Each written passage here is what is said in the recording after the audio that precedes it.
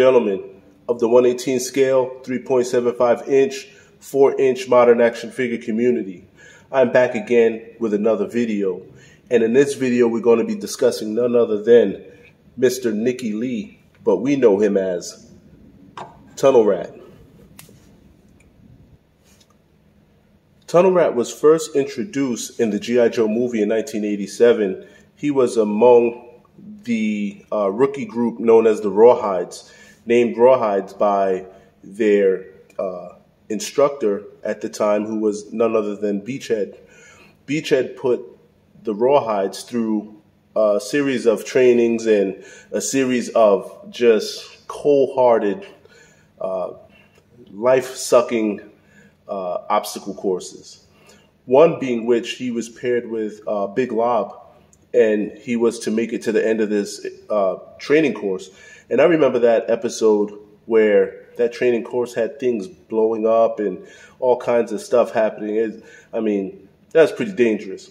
So anyway, I guess he realized that he could outsmart the obstacle course. So by finding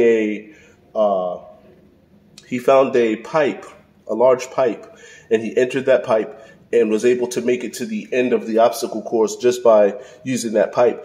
And even though Beachhead wasn't too happy about that, he did respect it in the end. So, who were the Rawhides, you ask?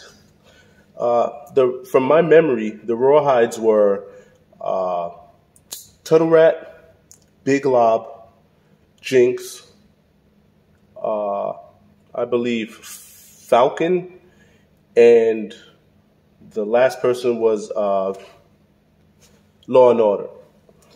And from that movie, that was the introduction to a lot of those characters, and I believe it was Arise Serpento Arise.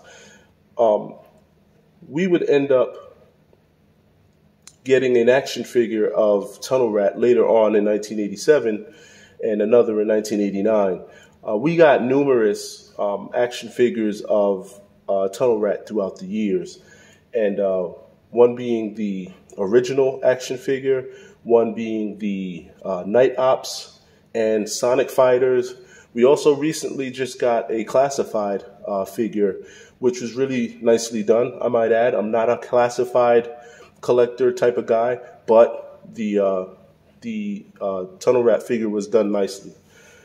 Let's get a look at his file card. It says his name is Lee Nicky. His primary MOS, he's explosives and demolitions. His secondary military specialty is combat engineer. There's a picture of him. He's got his little TNT bag on his chest, bullet chain or bullet belt, however you want to call it. He's Trinidadian and Chinese and Irish and Spanish and Indian. Wait a minute. You can pause and read this if you'd like. So let's look at his weapons here. I believe he comes with some type of a revolver, like a .357. I do not have that .357 handy. I don't know what happened to it, but I will include a picture of it so that you can see what it looks like. All right, awesome. There's his rather large assault rifle here. Could be some type of a sniper rifle. There you have that. Secondly, he comes with his TNT bag, which you just saw in this picture. Do you have that? Got crap on my hands, sorry. All right. TNT bag. Also, he came with his figure stand with his name on it. Cool.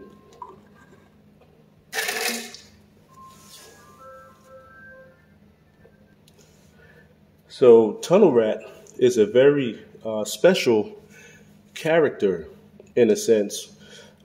He takes his name Lee from the excuse me, from the father of G.I. Joe, Larry Lee Hama. I believe his name is Larry Lee Hama, but Larry Hama is who he gets his name from. I guess that's where he gets the Lee from. So let's get a look at the actual figure here. If you see him, he's got his do-rag on. He's got like a neck scarf covering.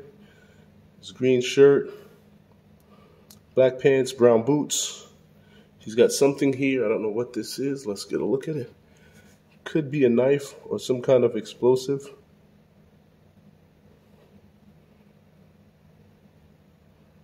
And there you have it.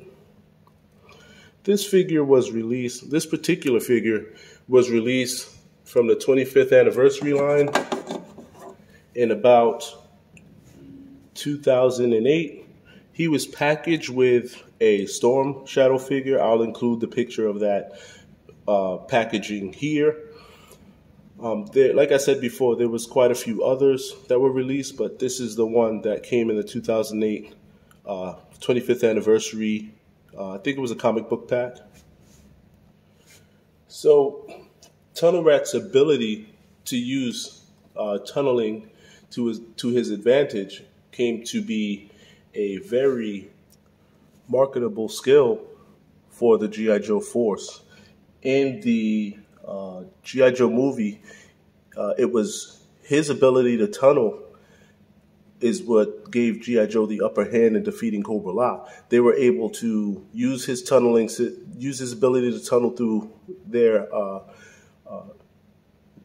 lair, I guess you could call it, and they were able to sneak in through tunnels under the leadership of Tunnel Rat and defeat Cobra-La.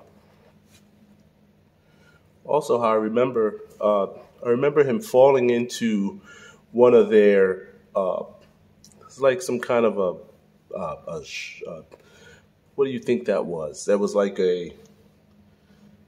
some kind of a fly trap, some kind of I don't know what that was, but anyway, he fell into it, and just when you thought all hope was lost, he blasted his way out of it with his firearm there, and all was well. So, without further ado, I want to definitely grade this figure. I think he is very plain Jane, especially for who he represents and who he takes his name from. I think he should be one of the best built figures out there. For me, I'm going to give this figure a C-, because I don't like the way he was sculpted. I don't like the face. Albeit he is a 25th anniversary figure. They were, some of them were kind of discombobulated in the way that they were put together. I think he was put together well. I just think the way his body type is, doesn't fit for some reason. Like, if you look back at the 25th anniversary Dusty, Dusty was done very well and looked a lot like his character. Now, Tunnel Rat does look like his character, but there's just something off about his dimensions. But anyway, I like him, and I'm glad I got him in my collection. And with that being said, I'm going to end this video right here. And if you have any questions, feel free, put them down below. And that's comments also down below. I will get back to you at my earliest convenience. And with that being said, thank you for joining me on these videos. I appreciate you. Peace.